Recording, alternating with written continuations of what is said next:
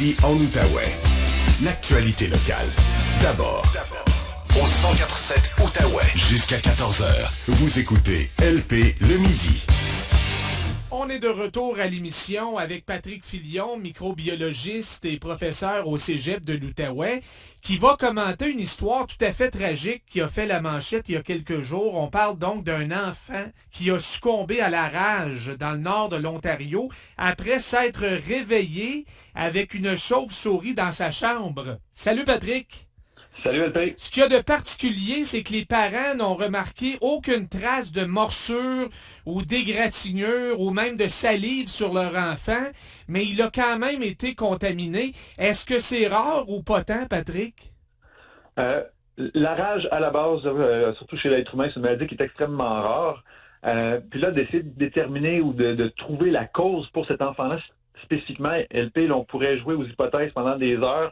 T'sais, les parents n'ont pas vu de traces de graphing ou de morsure, mais est-ce que ça pourrait être au niveau du cuir chevelu? Est-ce que ça peut être à la base des pieds, des endroits parfois où on ne pense pas regarder? La salive de l'animal, ça pourrait être pratiquement partout. Est-ce que l'enfant, par exemple, avait peut-être un petit verre d'eau qui traîne des fois sur ta table de nuit, là, quand tu as une petite soif la nuit, puis la chauve-souris se serait peut-être approchée? Et des hypothèses, ça peut être juste des aérosols aussi, LP. Là, l'enfant peut avoir inhalé des petites particules de salive là, que la chauve-souris aurait propagées dans la chambre. Donc, les hypothèses peuvent être variées.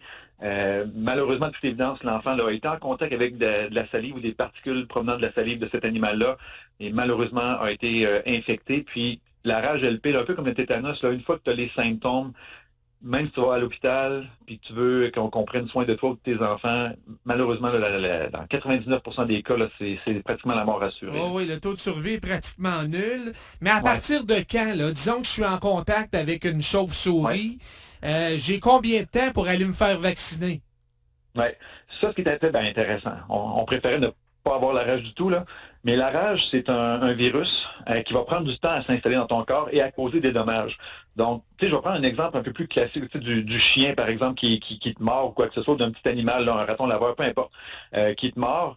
Tu as plusieurs jours, OK, pour aller à l'hôpital recevoir le vaccin, parce que par le temps que tu as le vaccin, si tu l'as rapidement, ton corps a le temps de produire des anticorps, donc comme contre n'importe quel vaccin, avant même que le virus ait le temps de s'installer et de causer des dommages. Donc, c'est une des rares maladies, un peu comme le tétanos aussi. LP, tu sais, quand on se blesse, on peut recevoir le vaccin dans la journée, le lendemain, sans problème. Oui. Donc, tu développes des anticorps et tu vas pouvoir être immunisé contre, dans le cas qu'on parle aujourd'hui, de la rage.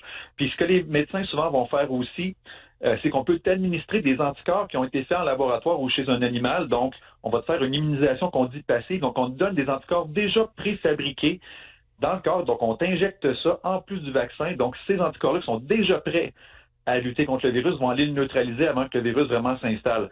Je pourrais te faire un petit témoignage, LP. J'avais déjà organisé un voyage au Pérou avec des étudiants en soins infirmiers.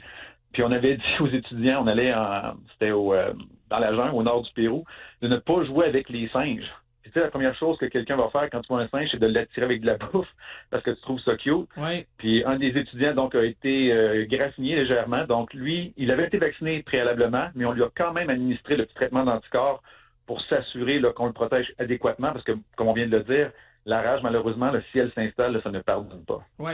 Là, on parle de la chauve-souris. On le sait que la chauve-souris peut transmettre la rage. Tu as parlé du raton laveur, tu as parlé du singe.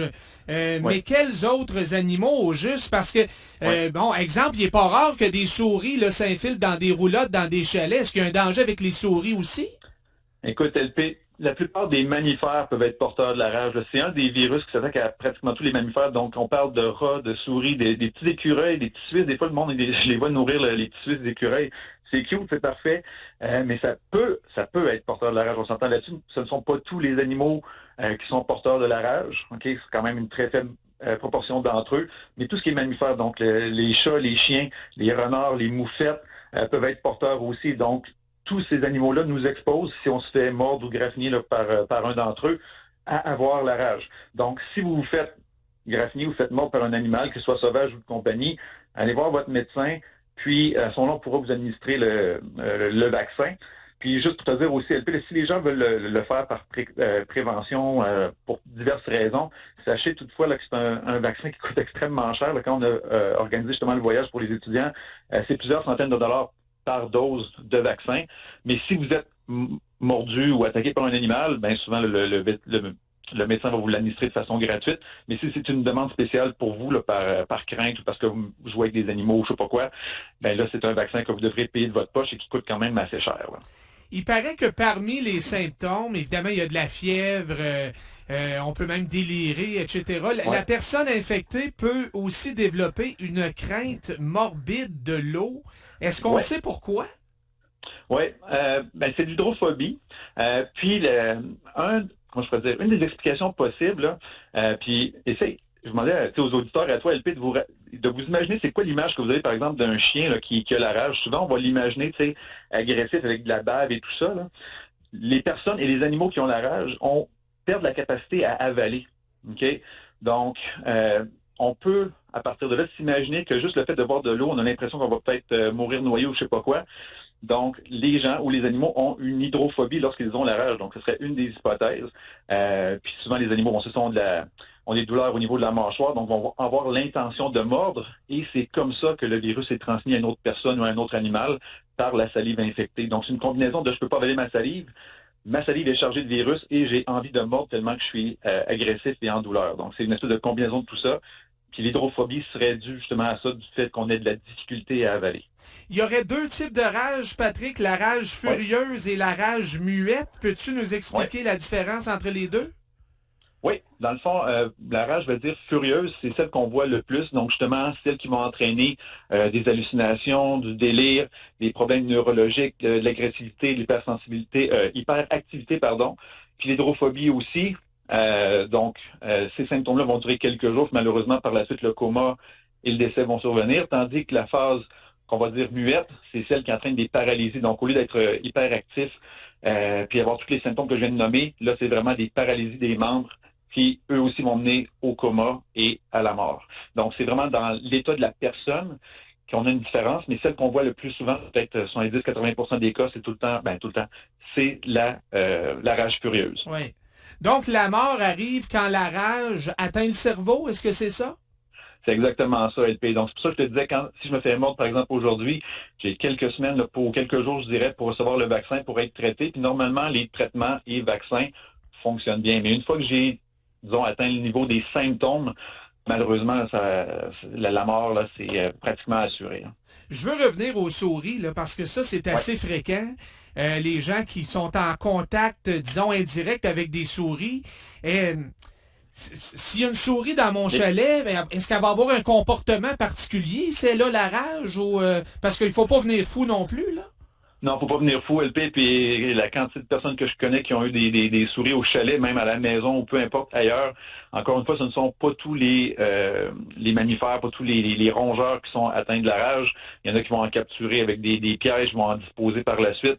Donc, quand même, les chances d'être infectés sont rares. Est-ce que la souris, maintenant, aurait des comportements particuliers? Donc, peut-être une moins grande crainte de l'être humain, justement, ce qui n'est peut-être pas bon signe. Si une souris va vers vous, normalement, c'est un petit peu le contraire qui devrait se produire. Mais là, peut-être pour les détails, LP, je te dirais peut-être demander soit à un vétérinaire ou à quelqu'un qui était expert dans les animaux, mais il ne faut pas, encore une fois, avoir peur de tout. Ce sont des virus qui sont quand même très rares, même dans la nature. Puis, je ne sais pas si tu te rappelles, on en avait parlé peut-être au printemps dernier.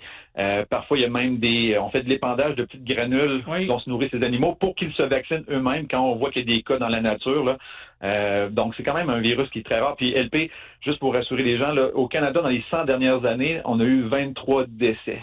Donc, c'est quand même un décès qui est malheureux. C'est une tragédie pour la famille, on s'entend là-dessus. Mais c'est juste un au 4 ans. Ouais. En moyenne, c'est pas beaucoup, effectivement. Non. Mais n'empêche que toutes les bébites, là, tu sais, exemple, si on attrape une souris ou peu importe avec un piège, on est mieux de pas prendre ça directement avec nos mains, là. Peut-être mettre un petit gant ou... Porter des gants, faire ça de façon vraiment très prudente, même si l'animal semble petit, vulnérable, quoi que ce soit, on ne sait jamais, ça peut être une petite bad luck. Moi, j'ai manipulé souvent des souris en laboratoire, puis des fois, tu penses les manipuler correctement, puis tu finis par te faire mordre. Moi, en labo, c'est des animaux qui sont contrôlés, donc on sait qu'ils n'ont pas la rage. Mais, une petite erreur ou n'importe quoi, une bad luck, ça arrive, donc on prend pas de chance. Puis si jamais ça vous arrive, vous manipulez un animal, vous faites gratigner, vous faites mordre, allez voir votre médecin, prenez pas de chance. Tant mieux s'il n'y a rien, puis il n'y a pas de problème. Mais dans le pire des cas, on pourra vous protéger, vous vacciner, puis vous donner le petit traitement dont je parlais tout à l'heure là, pour éviter le pire. Non, niaisez pas avec ça. Imaginez les parents, là, comment ils doivent le regretter parce qu'eux pensaient que, vu qu'il n'y avait pas de traces, tout était correct. Puis finalement, le pauvre petit bonhomme en est décédé. Merci beaucoup, Patrick. Ça fait toujours plaisir, LP. Merci pour l'information et les bons conseils. Patrick Filion, microbiologiste et professeur au Cégep de l'Outaouais.